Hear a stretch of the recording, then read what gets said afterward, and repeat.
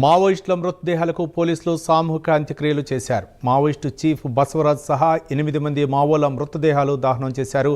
మృతదేహాలు కుళ్ళిపోయే పరిస్థితిలో ఉండటంతో దహనం చేశారు. 4 రోజులుగా నంబాల కేశవరావు మృతదేహాన్ని అప్పగించాలని కుటుంబ సభ్యులు డిమాండ్ చేశారు.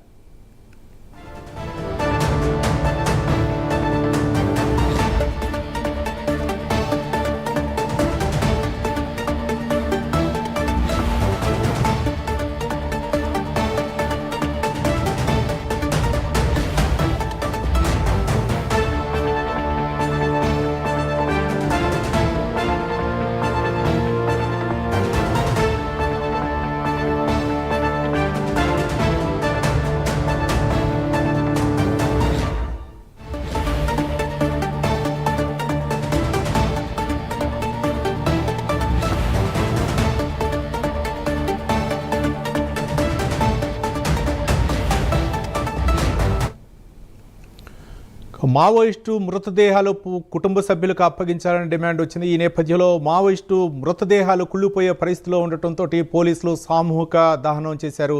దీనిపై మరింత సమాచారం మా కరస్పాండెంట్ రజనీకాంత్ ఫోన్ లైన్లో అందిస్తారు. రజనీకాంత్.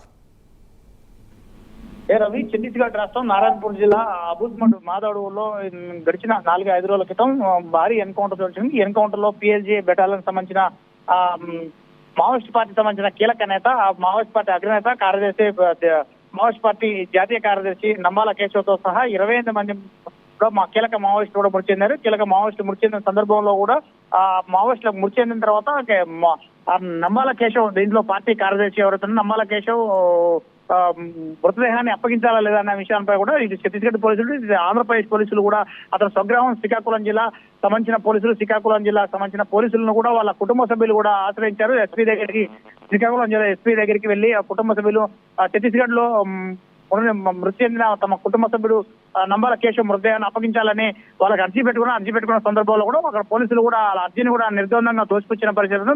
దాని తర్వాత ఆ ఘటన తర్వాత కూడా వాళ్ళంతా హైకోర్టులో కూడా 2 రోజుల క్రితం లంచ్ మోషన్ పిటిషన్ కూడా దాఖలు చేశారు. ఆ లంచ్ మోషన్ పిటిషన్ కూడా అధికారికంగా ధర్మాసనం కూడా స్వీకరించింది. దానిపై ఎంక్వైరీ చేస్తున్న సందర్భంలో ఈ 4 రోజులు ఈ ఎన్కౌంటర్ జరిగి 4-5 రోజులు అయిన ఘటన సందర్భంగా మావోయిస్టుల మృతదేహాలు పూర్తిగా కులిపోయే పరిస్థితులు ఉండడంతో ఛత్తీస్గఢ్ రాష్ట్ర పోలీసులు నారాయణపూర్ జిల్లా ఎస్పీతో సహా ఛత్తీస్గఢ్ పోలీసులు కూడా ఒక నిర్ణయం తీసుకోవడంతో పాటు అక్కడ కొంతమంది ఛత్తీస్గఢ్ రాష్ట్ర సంబంధించిన 28 మంది మృతి చెందిన 28 మంది మావోయిస్టులలో ఛత్తీస్గఢ్ రాష్ట్రం, దాంతోపాటు ఒరిస్సా రాష్ట్రం సంబంధించిన కొంతమంది మృతదేహాలు మాత్రం వాళ్ళ స్థానికులకు అప్పచెప్పారు.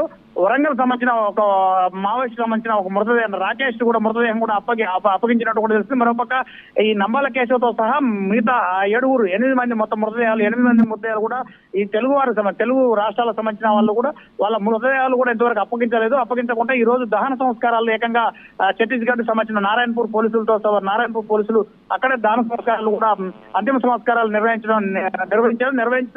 సందర్భంలో కూడా అంతిమ సంస్కారాలు నిర్వహించిన సందర్భంలో కూడా పెట్రోల్ పోసి వాటి కూడా అటవీ ప్రాంతంలో వాహనాల్లో పోలీసు సంబంధించిన వాహనాలను తీసుకొచ్చి అక్కడ నంబాల కేశవతో సహా మిగతా మరో 7 మావోయిస్టుల మృతదేహాలను కూడా దహన సంస్కారాలు పూర్తి చేశారు. ఒక్కసారిగా దేశవ్యాప్తంగా కూడా దీనికి సంబంధించిన నంబాల కేశవ్ మృతదేహాన్ని అప్పగించాలంటుమాట ఇటు ప్రజాస్వామికవాదులు కూడా ఇప్పటికే కేంద్ర ప్రభుత్వాన్ని కూడా డిమాండ్ చేసిన పరిస్థితిని. అయినప్పటికీ మాత్రానికి ఛత్తీస్గఢ్ పోలీసులు కొంత ఈ విషయంలో మాత్రానికి మీమాంస వ్యవహరించి మాత్రానికి నంబాల కేశవ్ సంబంధించిన మృతదేహాన్ని మాత్రం ఇటు కుటుంబ సభ్యులకు అప్పగించలేదు.